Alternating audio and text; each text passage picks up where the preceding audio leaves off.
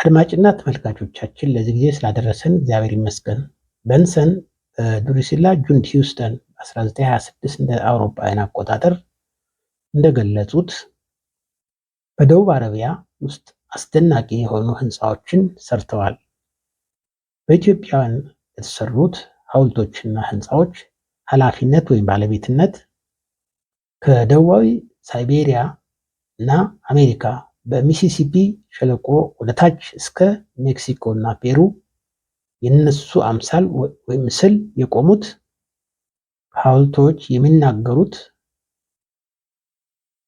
ቁመው የሚታዩት ድምፅ የሌላቸው ምስክሮች ናቸው ሲሉ አብራርተዋል።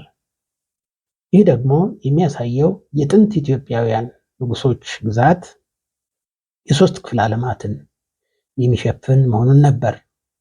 የደቡባዊ ሳይቤሪያ ሸለቆዎች በጥንት ኢትዮጵያውያን ጥበበኞች ተሰርተው ቆመው የሚታዩት ሐውልቶች በኑቢያ፣ በከርማ፣ በኢትዮጵያ፣ በናፓታ በኢትዮጵያውያን ከተሰሩት ሐውልቶች ጋር ተመሳሳይና የጥንት አፍሪካውያን የሰሩት ስራ ሁሉንም ዓለም ያካተተ እንቁ የሆነ ጥበብ የኢትዮጵያውያን ስራ ውጤት መሆኑን ያሳያል።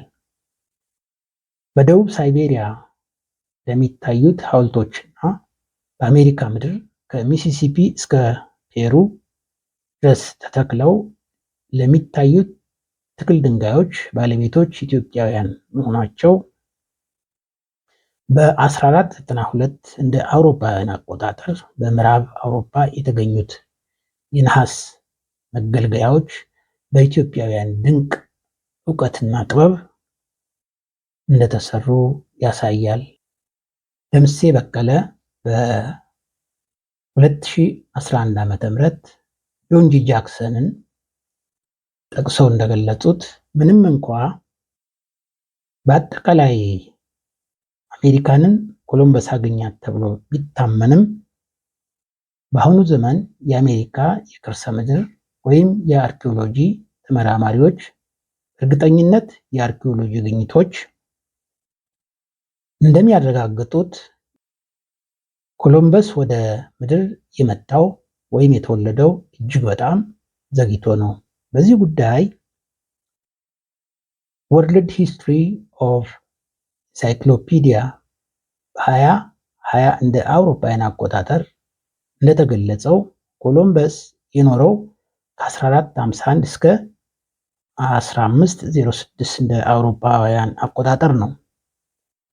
ነገር ግን አፍሪካውያን ቀድመው በአሜሪካ ተገኝተዋል።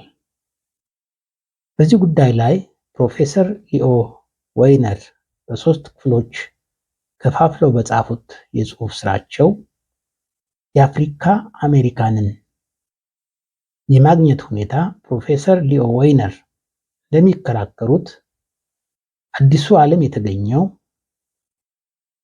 ከኮሎምበስ ከረጅም ጊዜ በፊት አፍሪካውያን ነው ሲሉ ገልጸዋል። መምህርና ደራሲ ነጋ ገረመው ታምራት። ለዛሬ አበቃን።